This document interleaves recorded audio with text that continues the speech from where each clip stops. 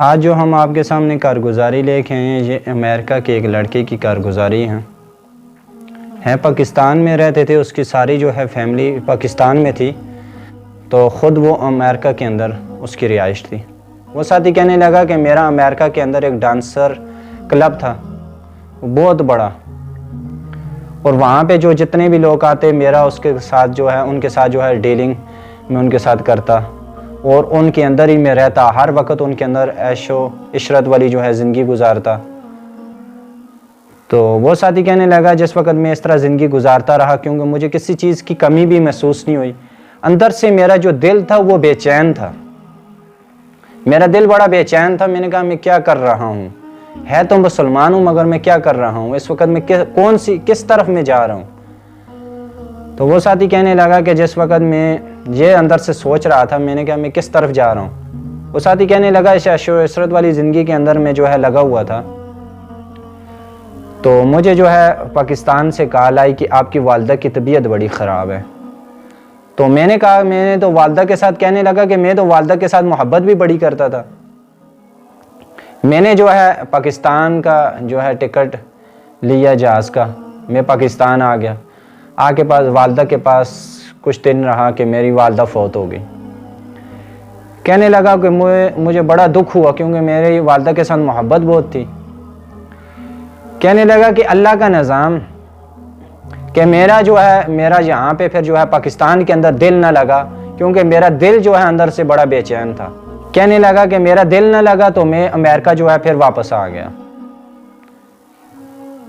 तो जिस वक्त वापस आया वहाँ पे आके मैं अपनी दुकान के अंदर जो है न गया। उसके बाद मैंने हर वक्त मस्जिद के अंदर बैठा रहता, कुरान मजीद की जो है तिलावत करता रहता। मैं कहता कि किस तरह मैं कोई ऐसा अमल करूं जिससे मेरी वालदा खुश हो जाए।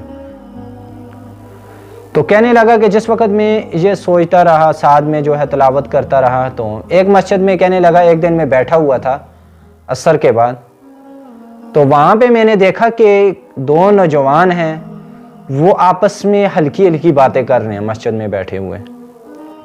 कहने लगा कि मैंने देखा कि जिस वक्त वो बातें कर रहे थे मैं उनके पास जाके बैठ गया, तो वो कहीं अदाब गश्त बयान कर रहे थे।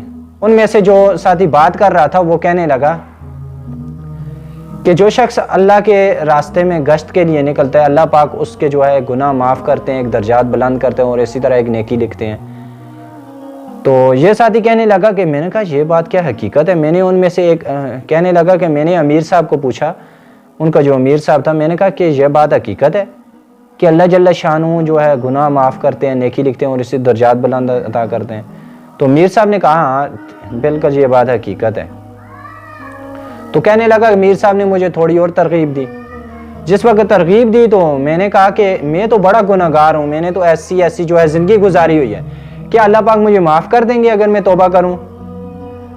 तो वो अमीर साहब ने कहा कि अल्लाह तो बड़े गफूर रहीम ज़ात हैं, अल्लाह पाक तो माफ़ कर देंगे। तो कहने लगा कि मैंने कहा अमीर साहब मैं आज के बाद पक्की सच्ची तौबा करता हूँ।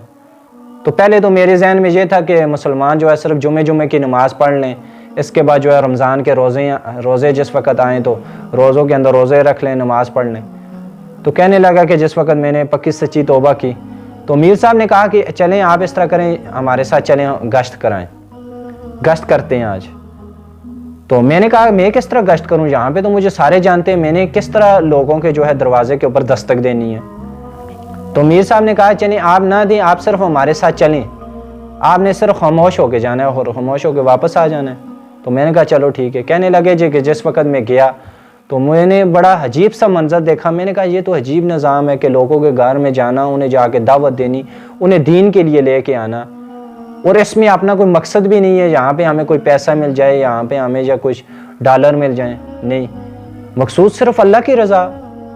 ये क्या बात है। कहने लगा मैंने मीर साहब के साथ बात की तो मीर साहब ने कहा कि कुछ दिनों के बाद हमारा यहाँ पे इज्तिमा आ रहा है, आप इस तरह करो कि आप हमारे साथ इज्तिमा में जाओ।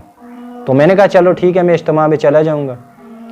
कहने लगे कि जिस वक्त इज्तिमा के ऊपर मैं गया वहाँ पे, तो अल्लाह का निज़ाम जिस वक्त इज्तिमा के ऊपर गया, इज्तिमा के अंदर जिन हज़रात का बयान था उन्होंने बयान ख़त्म करके उन्होंने कहा कि कौन कौन जो है नगद तैयार हैं।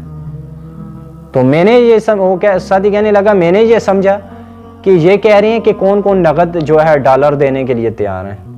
साथी कहने लगा, मैंने उनमें से खड़ा होकर आवाज़ दी, मैंने कहा कि मैं तैयार हूँ, मेरे पास इस वक्त जो है $250 जो है मेरे पास पड़े हुए हैं, तो बाकी मेरे आपका अगर कहते हैं तो आपको मैं चेक लिख के दे देता हूँ। तो जो वो साथी कहने लगा, जो हमारे मीर साहब ने, उसने मुझे कहा कि ये पैसों की बात नहीं कर रहे, ये कह रहे हैं कि अल्लाह के रास्ते में कौन नगद तैयार है अल्लाह के रास्ते में जाने के लिए, इन्हें पैसे की ज़रूरत नहीं है।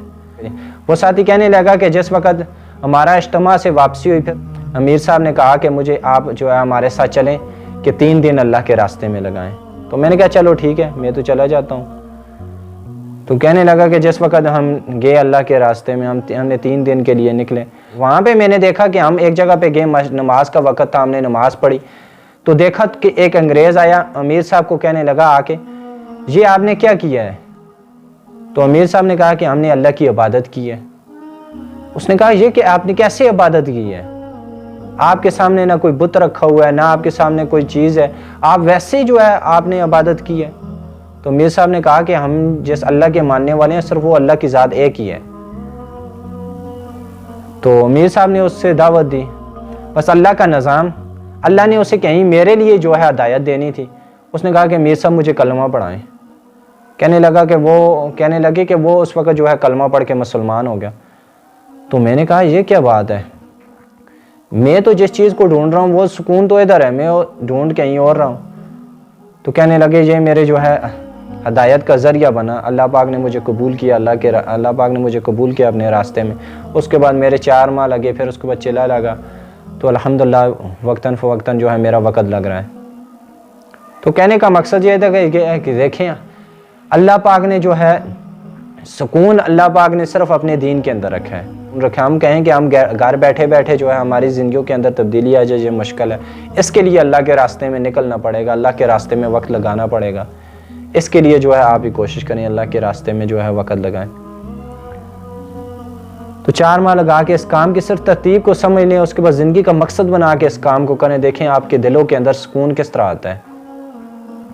आपसे गुजारिश है, अगर आपने इस तरह की मज़ीद कारगुजारियाँ देखनी हो हमारे चैनल के ऊपर, आप जाके देख सकते हैं। वीडियो पसंद आए चैनल को ज़रूर सब्सक्राइब करें। जज़ाकल्लाह।